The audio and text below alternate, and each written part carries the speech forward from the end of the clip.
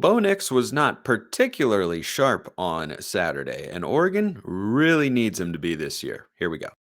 You are Locked On Ducks, your daily podcast on the Oregon Ducks, part of the Locked On Podcast Network, your team every day.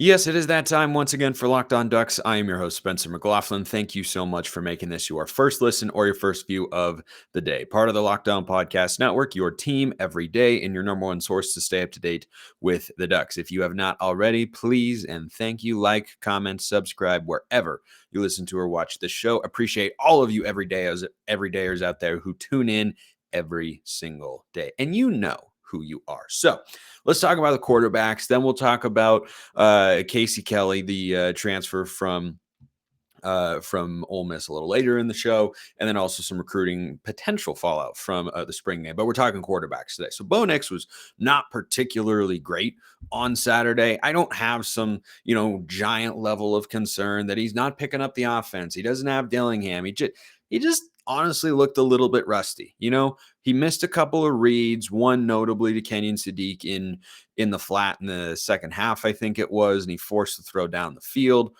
I don't know if he didn't see him. I don't know if he didn't trust Sadiq after the drop. I don't know if he was thinking, it's a spring game. Let's try and make the big play. But I did think him forcing that ball to Trayshawn Holden was kind of indicative of seems like he really, really likes Trayshawn Holden, who he might have crossed paths with one time or another from his time at Auburn when Holden was at Alabama. But they seem to, have the sort of rapport that indicates Trayshawn Holden could be the Chase Cota of last year. Comes in as a transfer and is our second or third leading receiver for the season behind Troy Franklin. So I didn't think Bo Nix was great, but Oregon is going to need him to be really, really good, right? He was 19 of 40, less than 50%, not good, 193 yards and a touchdown. I think part of that was that the defenses were playing pretty well.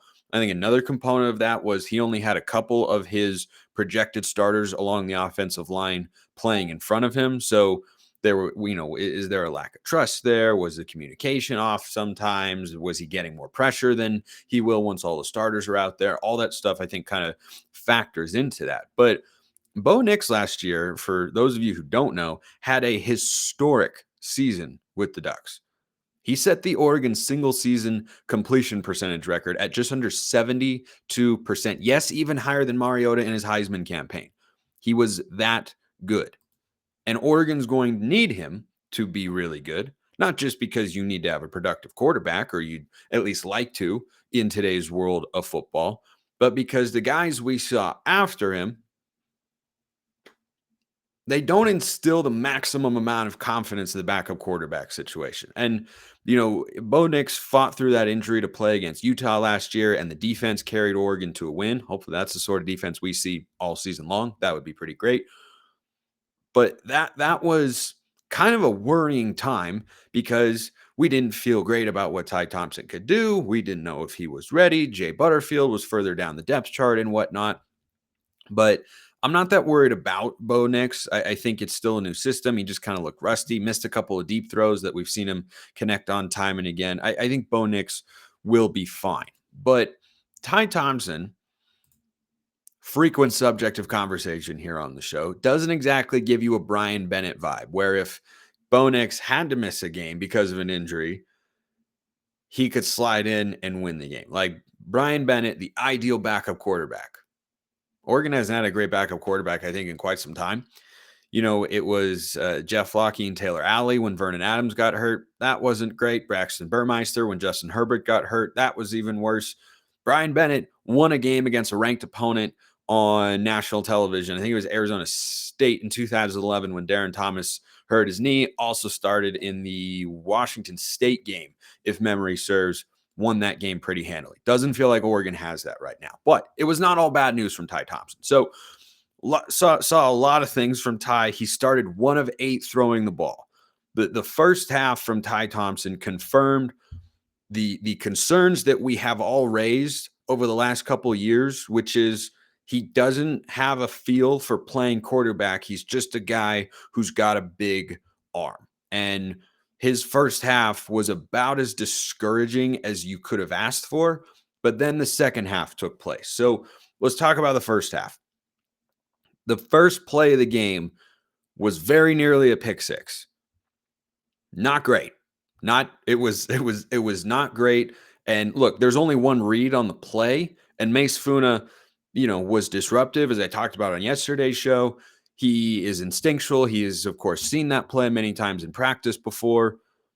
I don't know if you need to look too much into that, but the thing that I noticed with Ty Thompson is it feels like he throws the ball when it's not a deep pass. It seems like it's always kind of diving towards the ground, and he doesn't have the right amount of arc on it, or he struggles with those touch passes because he just doesn't quite have the feel there. So that first play of the game was like, wow, has there been no growth? Has there been no improvement here? And it really looked that way. He had a throw on third down that was to nobody, basically. He was in the pocket.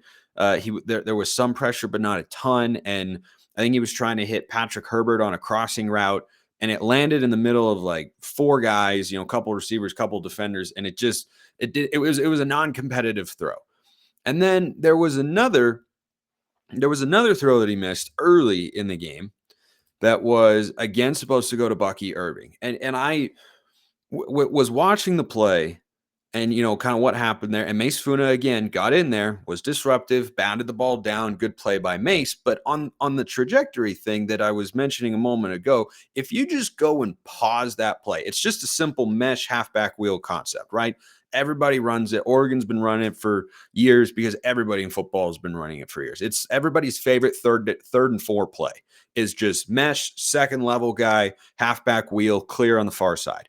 That's or usually a deep post is what you run. But if you just freeze frame that and look at how open Bucky Irving was, it's kind of mind-boggling that a guy who's 6'5" isn't able to get him the ball. That was even more concerning than the first play to me, because he went through, he made the right read, he saw Bucky Irving, and he was so open. I mean, he was so open. And the fact that guy wasn't able to have the football delivered to him was kind of a confirmation of what we've seen from Ty Thompson the last couple of years with regards to his struggles. He can't make the simple plays. Now, the drive that he had at the end of the half, he made some throws. He actually looked great. He missed Johnson on a touchdown and almost threw a pick in the end zone, which was the wrong read because he should have gone to Patrick Herbert on the other side. He was looking at the wrong side of the field. But then the second half came around, and the second half for Ty Thompson showed us maybe some optimism on that front. I'm not too excited about it because I saw the first half as well, but the second half is what we have been waiting for. And we've all been waiting for our next order of Built Bars, which are a delicious snack without all the sugar and calories. And they're the best tasting protein bar ever. They're healthy, they taste great, and they've got a bunch of amazing flavors like churro, peanut butter brownie, cookies and cream. I'm not sure how Built does it. The bars taste like a candy bar while maintaining amazing macros. And what's even better is that they are healthy. Only 130 calories, 4 grams of sugar, a whopping 17 grams of protein, and as I mentioned, a bunch of amazing flavors. So get them at your local Walmart or Sam's Club. You can get your next order of Built Bars there, or get specialty flavors at Built.com. That's right. Head to your nearest Walmart today. Walk to the pharmacy section. Grab yourself a box of Built Bars. You can pick up a 4-bar box of cookies and cream, double chocolate, coconut puff. Go to Sam's Club. Get brownie batter puff or churro puff. They've got everything you need. Go get your next order of Built Bars today. Alrighty. So the second half then happened for Ty Thompson. Now, were there more rotations in terms of players who are not regular starters or contributors playing? Yeah, but it wasn't entirely, it's not like he was going up against a bunch of third teamers there. Oregon kept the teams, their first and second stringers on the green and yellow team, from what I saw, in the game for most of the time, which I really liked. Gives the guys a chance to compete, gives us as fans a chance to see, what each guy kind of brings to the table, what he can present. So The throw that caught everybody's attention was the deep ball to Chris Hudson. And that is indicative of why he was such a highly rated quarterback recruit coming out of high school. That particular throw, I don't think even Bo Nix can make that throw, because Bo Nix has got a good arm, but Bo Nix does not have as strong of an arm as Ty Thompson does. And Ty had pressure coming in his face, and he just kind of flicked the wrist, let it go down the field, and hit Chris Hudson perfectly in stride. And that's the sort of arm talent that makes you wonder, can he be a starting quarterback one day? But then you watch these other sequences like the first half and you say, yeah, I don't know. This is year 3. It's his third different offensive system for sure. But I see Bo Nix having had a lot of different offensive coordinators, and he's been able to make it work. And other quarterbacks have had to change OCs and systems, and they've been able to adapt. And the thing with Ty Thompson is it's the same issues. Can't make simple throws, doesn't look like he always has great command of the offense, and doesn't always make the best reads in the world. And he threw several interceptions or several balls that should have been interceptions that were dropped. There were at least 2. There might have been 3. But to end the game, Cody DeCambra, actually 4-star freshman, who had some really nice moments, by the way, should have picked him off to end the game. But the final touchdown he threw to Chris Hudson, the long ball that he threw to Chris Hudson, there were a couple other passes. Those were all really high-level throws. The final play of the game, everyone was still playing hard, and he got a touchdown for the yellow team. That ball was thrown in a precise spot. But that, again, was about, 12, 15 yards down the field. If you think about what we saw from Ty last year, right? Dante Thornton, I think, did him a disservice dropping that ball, have it go off his face mask on the drag route against BYU. And, the swing passes weren't always there, and he couldn't hit the check down super well. Those issues persist. So Ty Thompson is not ready to be a starting quarterback. Could he be one day? The answer continues to look like no, but then you watch the second half and you're like, okay, there's something there. I see it. I see potential. But when you've seen the same problems for 3 years, it's hard to think that those guys, it's like Dante Manning. Okay. Dante Manning is a serviceable corner for the Ducks. And we've all been waiting for years to have him make a huge leap forward, right?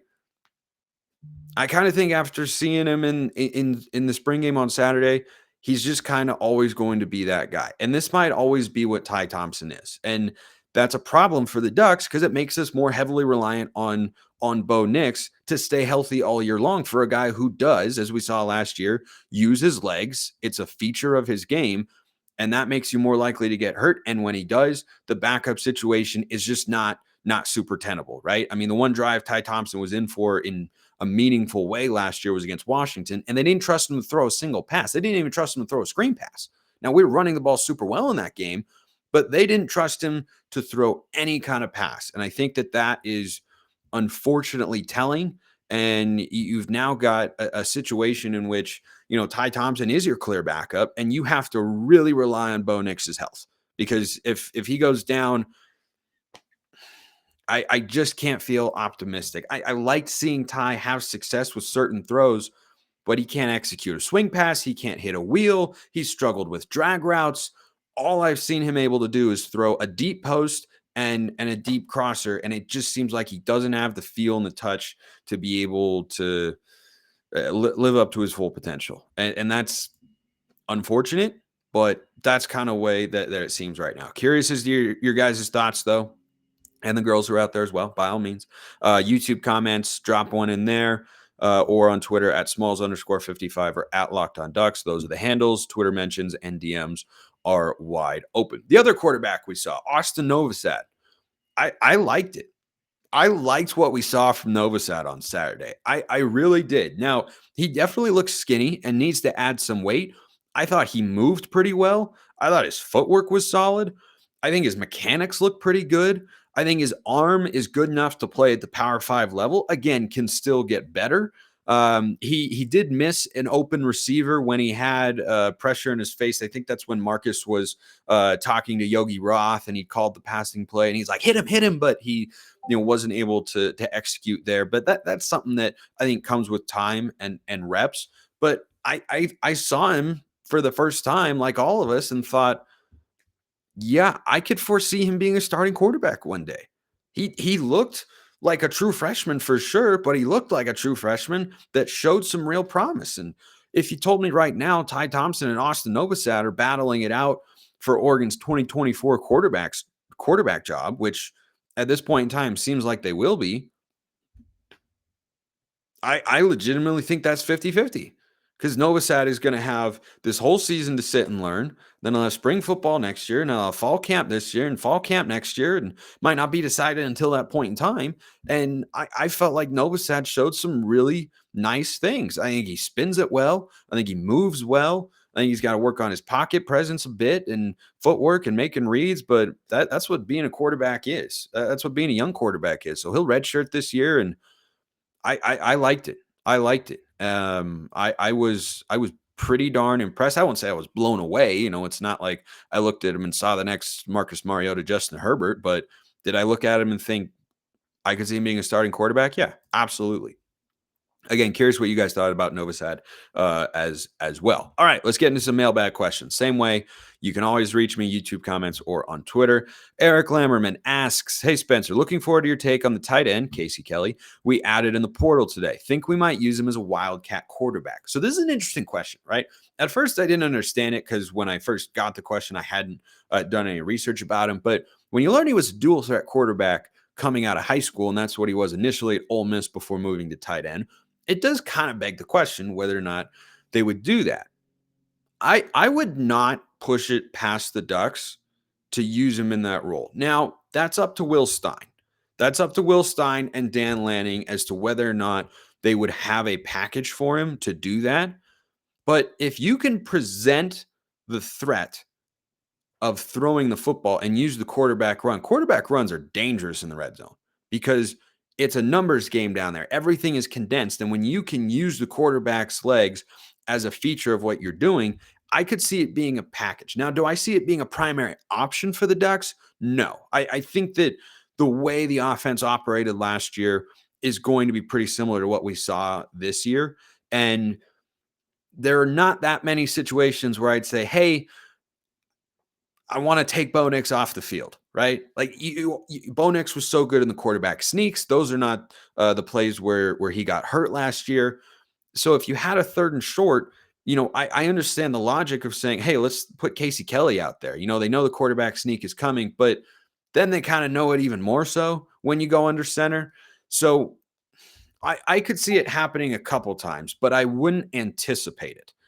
I wouldn't anticipate it because of the success that certain looks and packages had last year, whether that was the quarterback sneak, the 14J package, or what have you. But could it be an option for Will Stein? Yeah, clearly.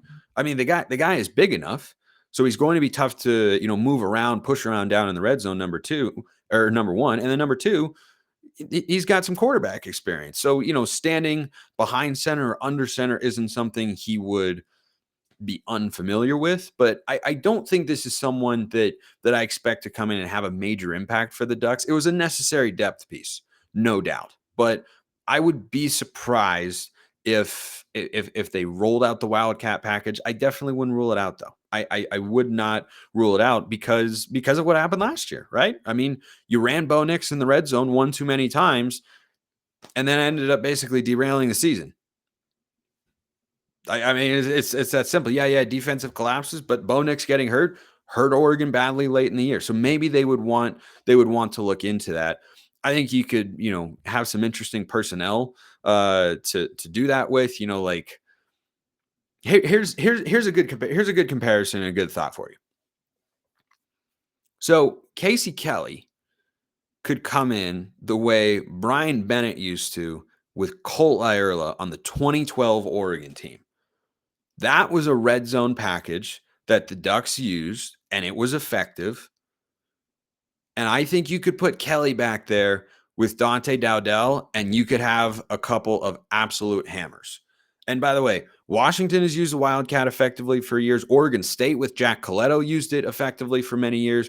I think it can be more than just a gimmick and a fun thing to kind of try and whatnot. It can be highly effective. Like Coletto at Oregon State had a conversion rate on 3rd and 4th and short ridiculously high. And if they want to remove all possibility of Bo Nix getting hurt on a quarterback sneak and they want to put Kelly in there, I wouldn't be opposed to that so long as it's effective, right? Because I know that Bo Nix is really good at it. So if you're going to put someone else in there, he's got to be good. But Kelly could be. Kelly absolutely could be. But I don't expect too much from him. But I think it's a fun concept. Dowdell was really impressive. But if you put Kelly back there with Jordan James or Dante Dowdell, yeah, I could see it working. All right, question from Blazer Duck here, perennial question asker. How many recruits who attended the spring game do you predict will land with the Ducks? Do you see any of the nearly double-digit 5-star players committing to Oregon? I assume that's a reference to the number of 5-star offers Oregon's got out there. So let's get some numbers here. Oregon's already got 10 high school commits verbally in the class of 2024, including Luke Moga, right? 3-star quarterback, who we've talked about here on the show. In 2023, Oregon had 29 high school players in that class. Now, I think given it was Dan and Tosh's and Will Stein and everybody's first full cycle of recruiting, that number is a tad higher than what we'll see going forward, but it usually is in the 25-ish range. So let's say 25 is just our baseline number for the number of high school recruits that you figure to add in a given cycle. Of the 17-ish visitors that I talked about with Max Torres last week on the show, Luke Moga has already committed to Oregon from that list. And if you've got 10 commits right now and you figure there are going to be 15 or so more, it's hard to pick an exact number. It is noteworthy that you had 17 players there for the spring game, right? Like being there on that particular day, I think is indicative of, how much Lanning and the staff are prioritizing those individual recruits. Not that other guys aren't a priority, but like Elijah Rushing had to reschedule because of his prom and he visited a little bit earlier. So of the 5-star guys that were there on Saturday at the spring game and saw a great crowd, by the way, shout out to all you Duck fans, making it happen, that sort of stuff totally matters. You had linebacker Justin Williams. Again, these are just the 5-stars. There were a bunch of 4-stars and a couple 3-stars as well. Linebacker Justin Williams, edge Dylan Stewart, edge Colin Simmons, edge Rushing was there earlier. Defensive lineman David Stone, offensive tackle Brandon Baker, safety KJ Bolden, edge Jordan Ross, and edge Jamonte Waller. So that's 8, right? So you got 8 guys in the 5-star range that were there. I can't see Oregon being able to go after, in a heavy way more than 3 of them and landing more than 3 of them, just because you look at the schools that are going after those other guys, they're making big time pitches too, right? They're rolling out the red carpet. They've got NIL money. They've got program tradition. They've got all that sort of stuff. Like you're not going to land, 10 to 15 5-stars or so. But I do think that it's within reason that the Ducks could land more than just 1 or 2 5-stars in a 2020 in the 2024 cycle. And I think that that's possible for Lanning year in and year out with the recruiting chops that he's showcased to this point. Because if you look at the 2023 class, if Kenny Dillingham hadn't left, then you would have had Dante Moore in addition to Jurion Dickey. And let's count Mateo because he was a 5-star when recruited. So 2 in the 2023 class, right? You would have had 3 if Kenny Dillingham hadn't left. And you would have had 4 if Peyton Bowen. Yeah, I make that swap with the St. Mary's basketball player for reasons I can't quite explain. But if Bowen hadn't had what I understand to be a technical mishap, he also could have been a Duck. So that would have been 4. So Oregon doesn't currently have a 5-star commit in the 2024 cycle. I would expect them to be able to get at least 2 per year. And frankly, I see no reason that number can't go up to 4 or 5. And then once you stack a couple of those classes together, can it go up to 5 or 6 or 7 or whatnot? I think the most Oregon's ever signed in one class is 3 in 2020 They had Noah Sewell, Dante Manning, and Justin Flo. One of whom, of course, worked out. The other two, not as much, but Manning's still around. And maybe he has pop season this year. I would love for that to be the case. But if you're talking about the 5-star guys, I can't see it being more than 3. These are just such big time prospects that everyone is going to go after. Now, Oregon is reportedly in a solid place with a couple of them, but I think overall, amongst the 5-stars, you'd be looking at 3 at the most. The guys I've heard the most buzz for are Elijah Rushing, Brandon Baker, and kind of iffy on who the third would be there, but probably Justin Williams, kind of in that sort of range. Doesn't mean they're out on the other guys, but that's whose names I've heard get circulated the most. So I think you could have a handful of those, and of the 17, there's still a long way to go in the recruiting process, right? I can't imagine, of the guys who were on campus on Saturday who have not already committed, you could get more than like around half. 8 to maybe 10 would be absolute upper limit for all the guys, but there are just so many big time recruits in there. I think it'd be closer to 6. It'd be more likely to be 6 than 10, but I would put the number at around 8 or so because the prospects that were there, Oregon does appear to be in a pretty good place for at this point in time, but there's a long way to go. More recruits are going to get on Oregon's radar. More recruits are going to get visits. Like signing day now in December, that's 7 months away. It's like over 7.5 months away.